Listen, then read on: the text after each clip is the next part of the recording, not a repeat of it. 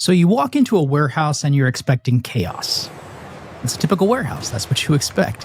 You're looking for things like forklifts, people yelling over scanners, and there's that buzz and productivity that's floating through the air. But this place, it has none of that. There are no lights, few people, just the movement, machines gliding across the floor in perfect silence. I want to introduce you to China's dark factories, where the robots don't just help humans, they replace a lot of them. And they don't need light or a lot of other things to work. And I looked it up. These places are real, well, at least from what the news says. And it's happening. But this isn't actually a story about China. It's about robotics today, and the truth behind one of the largest companies using robotics and their robotic revolution, and what it actually means for real workers from my real-world experience.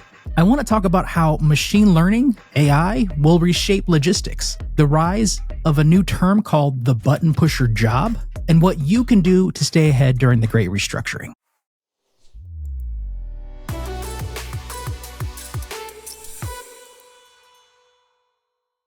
I want to give a big thank you to this viewer for inspiring this episode, because on my last video about AI and the hype cycle, which you can watch here, I never even mentioned Amazon Robotics, even though I spent 8 years of my life there. So at least you know I'm a real person and I do make mistakes. If I'm being honest, a lot of mistakes. But that's what being human is, right? It's not perfection, but the beauty of imperfection. And if you want to follow the journey of an imperfect person, subscribe. If you like the episode, comment and like. If not, comment and tell me what I did wrong or what I could do better. I appreciate everybody for watching and the uptick in subscribers and viewers. Welcome to the ARQIV. Let's jump into the show. So way back in 2013, I helped launch one of a series of Amazon Robotics buildings in the great state of Texas. Before it was even called Amazon Robotics, it was just called Kiva. These weird orange square bots that looked like someone modded a Roomba and gave it a warehouse to conquer. What's even more wild than that is I actually already worked with Kiva, because years earlier, a whole other company, a whole other life, we were designing a warehouse and testing out their robotic systems. Then Amazon bought them for $775 million. And over time, Amazon stopped marketing those robots to outsiders. They bought it in-house. Suddenly, if you wanted those bots, you basically had to be Amazon. But here's the thing. The story isn't about robots replacing everybody, because that's the myth. Because in reality, we actually hired more people, a lot more people. And look, I know Amazon doesn't have the best of reputations. The way they move into cities, the tax stuff, how they monitor people, I work there, I totally get it. And I'm not here to defend or deny any of that. I'm just here to tell you the truth about what I saw when it came to Amazon Robotics, the launch of the systems, how they worked. Because Amazon says that they've added hundreds of thousands of full-time jobs since bringing in robotics. And they've also introduced over 700 new job types in operations. I saw it. That's a fact. That includes everyone from robot techs to workflow coordinators to software leads managing machine interactions. And I know some of these positions did move to third-party contractors in some facilities, if not all the facilities now, but that's a whole other topic, a whole other thing. I'm just here to talk about the tech. But the main thing is, it didn't eliminate humans. It reshaped the work. And yeah, it made things faster and made things more efficient, but it also made jobs a lot more repetitive. So now with Amazon Robotics, you didn't have to walk miles anymore, but you stood in one place for hours doing the same motion over and over. And we'll get into more of that later, but guess who actually trained the robots? Because it wasn't AI, and it wasn't the algorithms, not at first anyways. It was really us, the humans. We were walking the floor, unjamming the systems, teaching them the rules of the warehouse, picking up items that fell in front of their sensors. That was all of us. Now, at first, the robots needed us way more than we needed them. There were definitely times watching them work. It kind of reminds me of the state of AI today, where we constantly have to undo mistakes in written documents or codes done by the machine. Now, over time, sure, the machines, they got better, but they never became sentient or self-aware. At least they didn't tell me that, or I didn't notice or observe that. So there's that. But the robots, I'm not gonna lie, they were fast, predictable. They were reliable, but in narrow ways.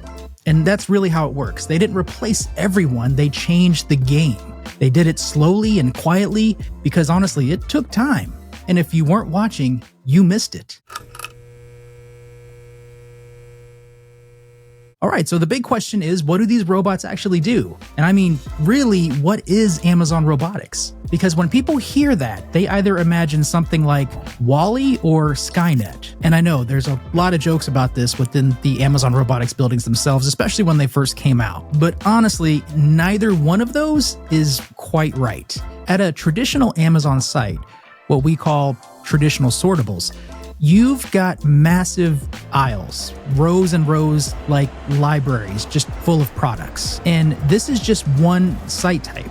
And this is one that I'm going to focus on because I think it's the one that most people actually know because they run high volumes and are typically in the news. So you may know them better than others. But when an order comes in, people walk miles every day to find an item, pick it, and move it down the line. Now, enter Amazon Robotics. Instead of sending people through the aisles, the robots, they bring the aisles to the people, literally. These little orange bots, once called Kiva systems, slide under a storage pod, lift it up, and carry it across the warehouse floor to a station. And each station, even in the early days, could be set up to either pick, stow, or count. So that means a human might be taking an item out of the pod to fulfill an order or placing one back in, or even doing auditing and inventory. The robot itself doesn't care, it just knows where to go. But that's it. That's its core move. Bring pods to humans, rinse and repeat. It's not super sexy, but it is incredibly effective. It meant faster picking, higher output, less time wasted walking. The idea was that fewer miles walked would also mean things like fewer injuries. But also that's where it kind of gets a little complicated. And this is important because there are trade-offs that typically come with new technologies. And in this instance, more volume equals more work, not actually less. The robots drastically sped up the pace of work because these machines, they're relentless and humans had to keep up. Quotas sometimes tripled or even quadrupled, moving from around 100 items an hour to anywhere around 400. But multiple investigative reports have shown that because of this intense pace and the resulting ergonomic strain, robotics facilities often reported higher overall injury rates than your traditional sortable facilities. So the physical exhaustion, the walking miles and miles, was just traded for a more intense, repetitive strain of keeping up with the machines. But we'll get into more of real state of robotics and human work later in this episode, because here's the part that gets overlooked with robotics tech itself. Right now, it's still very, very, very human because you still have people doing the picking. You still have people managing the stations and people watching the system. And the system itself, it's dumb. And no shade, but it's dumb. It follows rules. It knows how to read floor markers. We used to call them fiducials. It knows where it's supposed to go. But if anything falls off, if there's an obstacle, if a robot breaks down, it doesn't adapt or figure it out. It stops, it flags the issue, maybe it reroutes, or maybe it just waits. Either way, it's stuck until someone steps in. And here's the thing too, once one robot stalls, others start rerouting. You can get a warehouse floor that looks like a freeway crash in an hour, and that's where humans step in. But overall, the robots don't just walk around or glide around willy-nilly. There's a strategy to it. There's a method to the madness. The robots aren't just running randomly. Because here's the thing, if you've seen the Amazon Robotics facilities, they're massive. The traditional sortables or the AR sortables, you don't want a product traveling a football field's length across the floor to reach a pack station. That kills efficiency and also blocks an entire lane of robots from crossing fields. Whole thing on that. So the floor is divided into zones. Fast-moving products stay close to the front, slower ones get stored further out, and that's called inventory optimization, and a very oversimplified way to talk about it. But it's constantly evolving, and that's where we start to bring in machine learning, which is not full-blown AI, but something that says something like this. Hey, this product is selling fast, let's keep it closer to the pack station, because that saves time, saves energy, and makes everything smoother.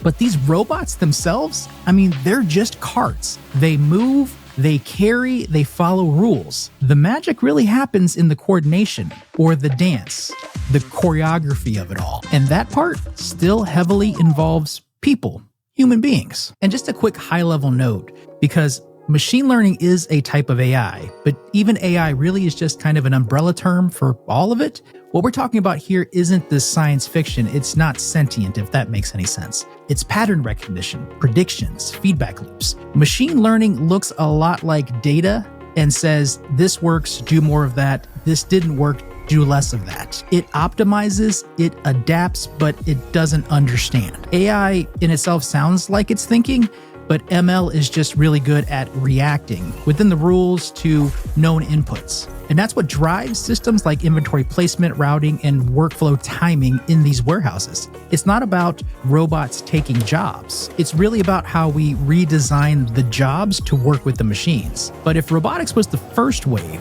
what happens in the next wave when we add things like intelligence?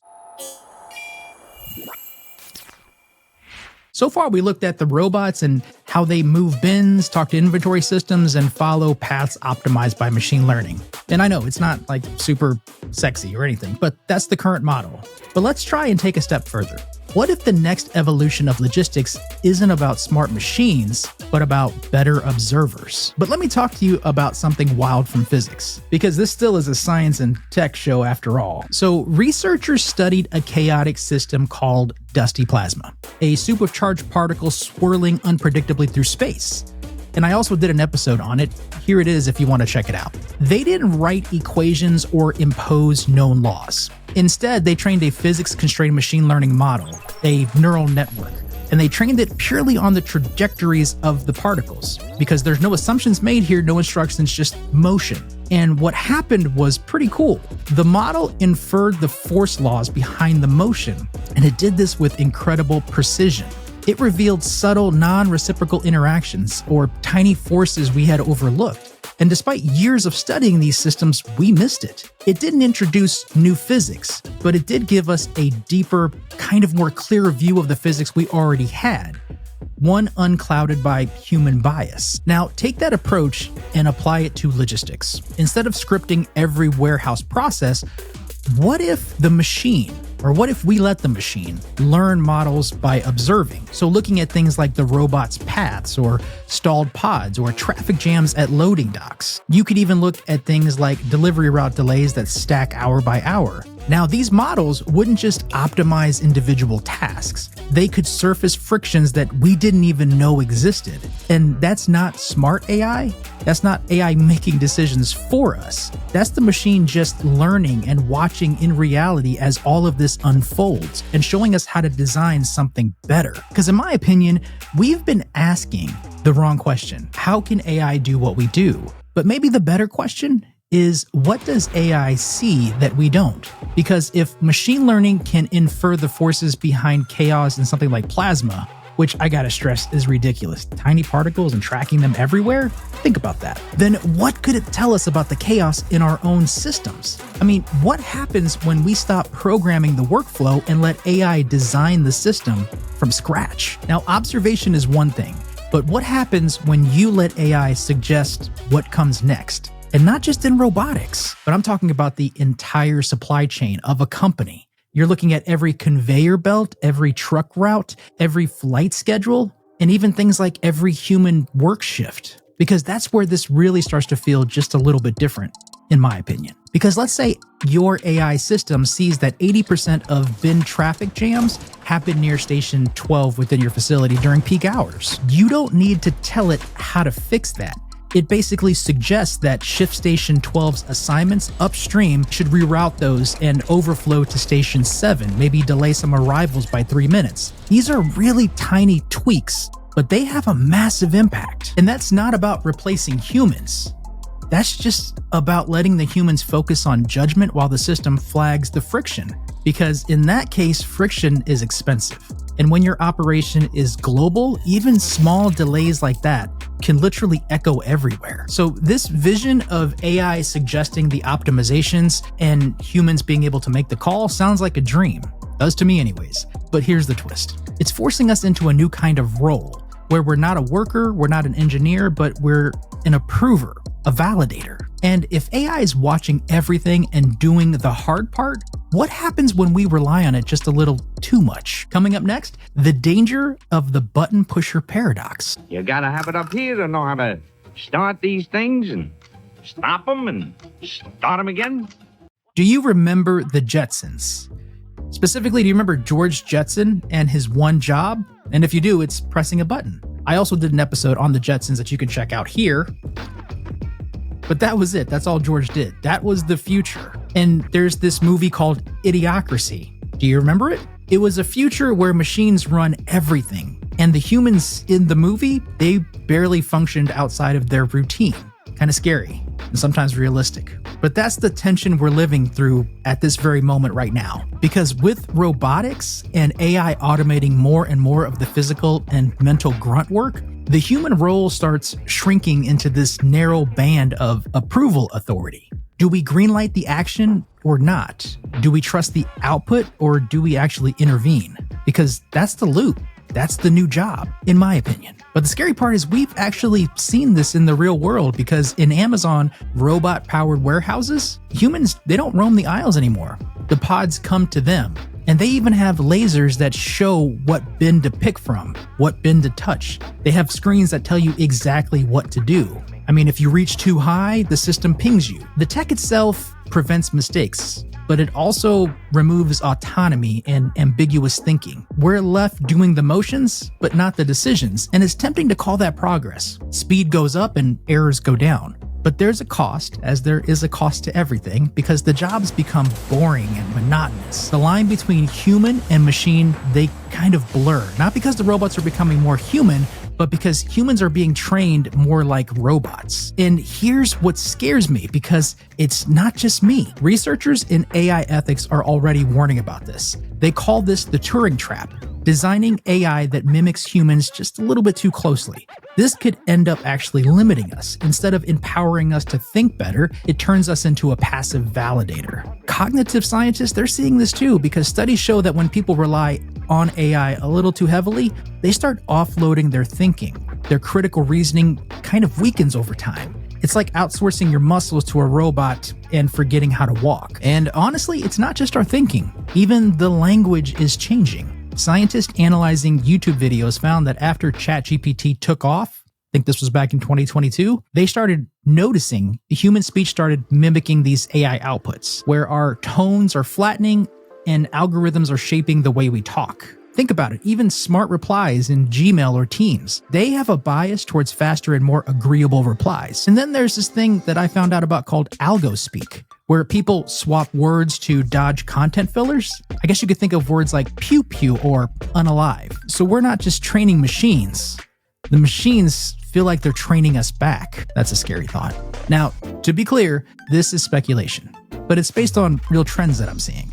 And that's the warning. Because if AI can make everything more efficient and we reduce our role to just button pushing, then what happens when the problem is new or a problem that we've never seen before? And what happens when we're too out of practice to actually solve for it? To me, that's a real danger. And right now, it's leading to the biggest shift in the workplace that we've ever seen.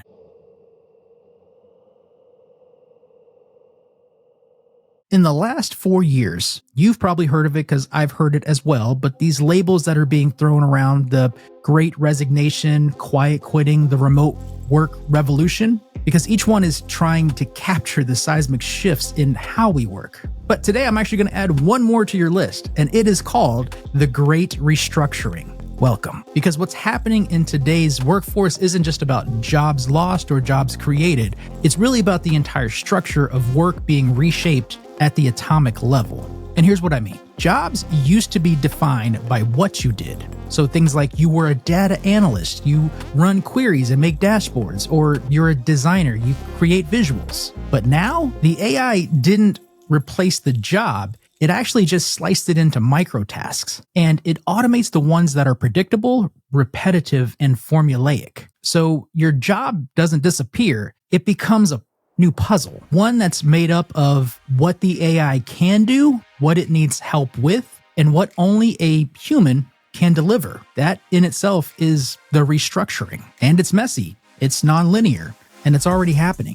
Coming up, let's look at the real-world examples of how roles are being reshaped right now and what you could do not just to survive, but to level up.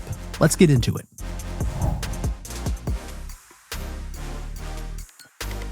So let's take a look at some popular real-world examples of what these look like.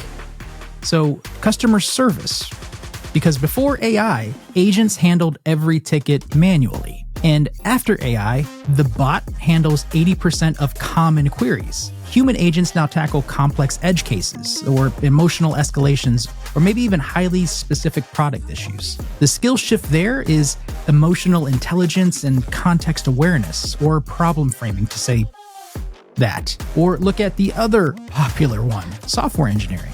Before AI, the developers wrote boilerplate code, fixed bugs, maintained legacy systems. But after AI, Copilot tools write the basic functions, and engineers actually spend more time on architecture, integration, and debugging what the AI misunderstood. Vibe coding. The skill shift there is systems thinking and debugging intuition and code review mastery.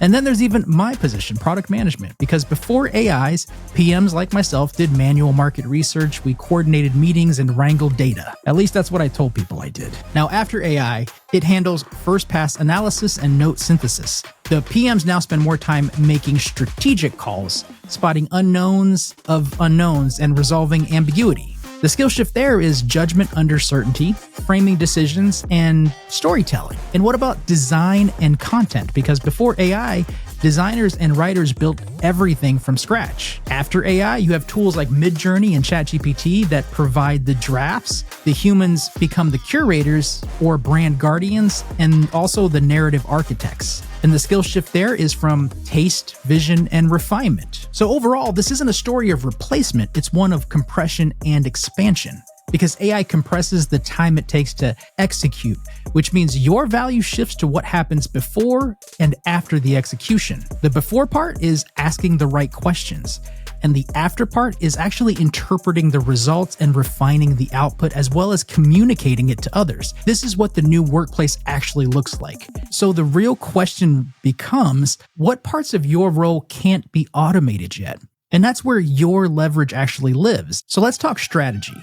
Because we've seen the roles change and we've seen the skill set shift. Now comes the most important part of all of this. How do you actually position yourself for this new reality? Because if you don't, the tools will outpace you. But if you do it right, you become indispensable. Let me break it down. Number one, find your non-automatable edge. I think that's a word. If not, I just made it up. What's the thing that no model can replicate? I mean, it might be your taste, your ability to trust, your capacity for nuance in a crisis. But whatever that is, double down on it. That's your moat. Put some crocodiles around it. Number two, learn the tools, then move beyond them. Because if you learn the AI tools but don't stop there, learn how they break, learn how to question them. Be the one who understands how and why they get it wrong. And number three, think in systems, not tasks. The future isn't task-based, it's system-based. Understand how your role fits into the broader machine, where the inputs come from, where the outputs go. What the feedback loop actually looks like. And number four, communicate like a synthesizer.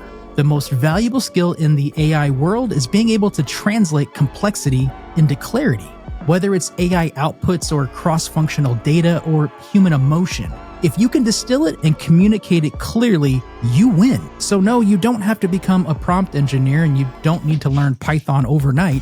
What you do need is this: a flexible mindset, a clear voice, and the humility to learn fast, fail fast, and adapt even faster. And this is the moment, honestly, not the end of work, but the evolution of it.